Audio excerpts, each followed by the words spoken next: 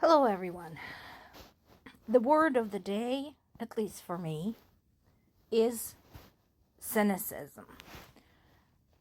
As Putin continued to stall with his response to the ceasefire agreement, which he was probably not going to accept anyhow, Trump decided to play savior again and said he would talk to him on Tuesday to discuss this. So, why cynicism? It is because Trump continues to handle this whole situation with Ukraine like some kind of a sales deal. It doesn't surprise me, but it is deeply angering.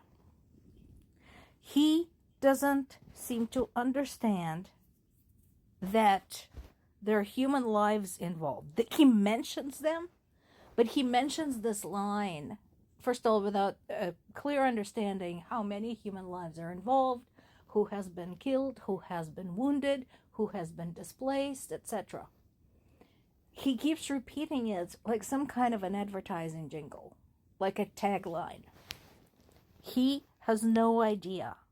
And remember, for all of his talk about ending the war in Ukraine, neither he nor his Secretary of State have actually gone there. All other heads of state supporting Ukraine right now have actually gone to visit, some of them more than once. But no, not this one. This one has this great ambition to end the war, yet he probably couldn't point out Ukraine on the map. There, that first line right there in the Associated Press article. We will be talking about land, we will be talking about power plants, dividing up certain assets. What? What? It is not a divorce. It is not a dissolution of a company. One country invaded another country, murdered a bunch of people, and now wants to keep some of the stuff. Dividing up certain assets? This land he talks about, there are people, human beings living there. Have you asked them if they want to be part of Russia? And have you made provisions if they don't? Power plants, yeah. Zaporizhia nuclear power plant has been under Russian control for 3 years and it is fucked up. We don't know what's going on there. We don't know what safety protocols have been shortcutted. We know that there's a bunch of landmines around it. UN nuclear watchdog has gone there several times and said nothing, which to me speaks volumes. Dividing up certain assets? That is people's homes, people's businesses, schools, kindergartens, hospitals. People live there. Somebody's home, somebody's livelihood is just an asset to you. Zelensky has had another change in his military staff. He replaces the head of general staff of the armed forces. I'll have to check with my contacts who understand this part of it better, who are more familiar with the contingent of Zelensky's government, to give me more information about this. So let's treat this as a developing story. So here's what we know right now. Zelensky has appointed Andrei Ignatov as chief of the general staff of the armed forces, replacing Anatoly Bargilevich. Bargilevich has not been fired. He was moved to another facility or another job. He's now a chief inspector of the defense ministry.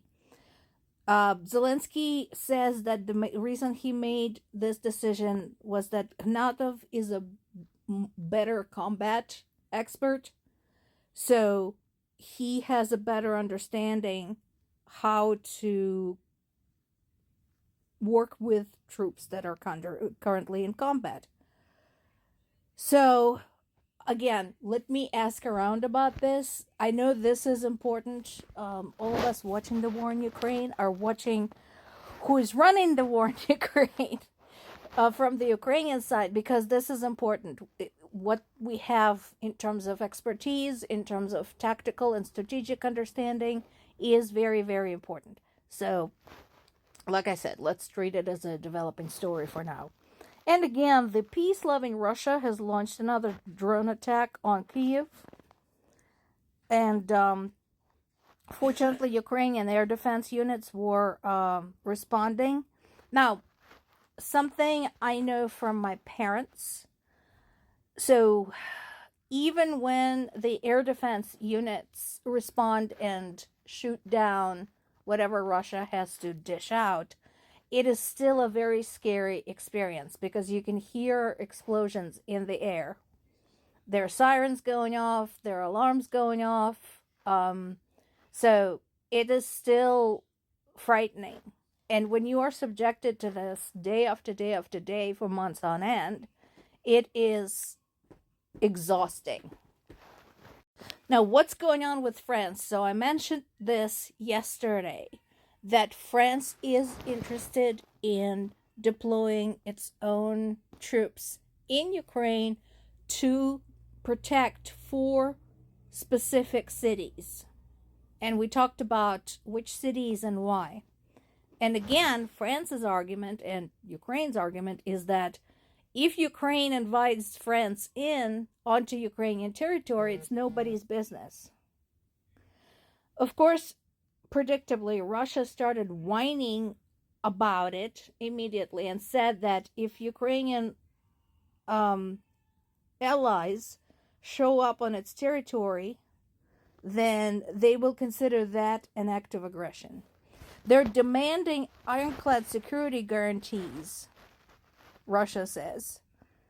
And part of these guarantees should be the neutral status of Ukraine, refusal of NATO countries to accept it into the alliance. Ukraine is a sovereign country. It has the right to determine its own fate. And the fact that Russia came in and invaded is a very, very solid excuse for Ukraine to seek alliances elsewhere. Also, again, Russia talks about being so scared. What about Ukraine? What's Ukraine getting out of this? I agree with Macron. Russia does not give the impression it sincerely wants peace. It doesn't. That's because it doesn't. Because Russia lies. We know this. So, what are the conclusions? First of all, I'm glad that France and the UK are getting serious about this. And I'm glad they're standing up to the hypocrisy of the US and the cynicism.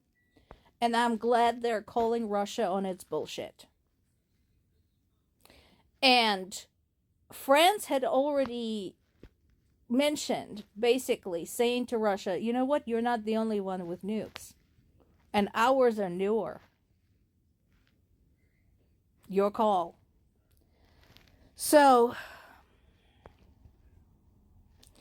unfortunately, for those of us who are not heads of state, all we can do is express our opinion on the subject, which has been expressed. So far, Trump's numbers on the foreign policy are in the toilet, including Ukraine, including threats to annex Greenland, including threats to invade Canada, basically, and all of that. So, I don't know if that is having any effect on him. We will just have to see. More to come.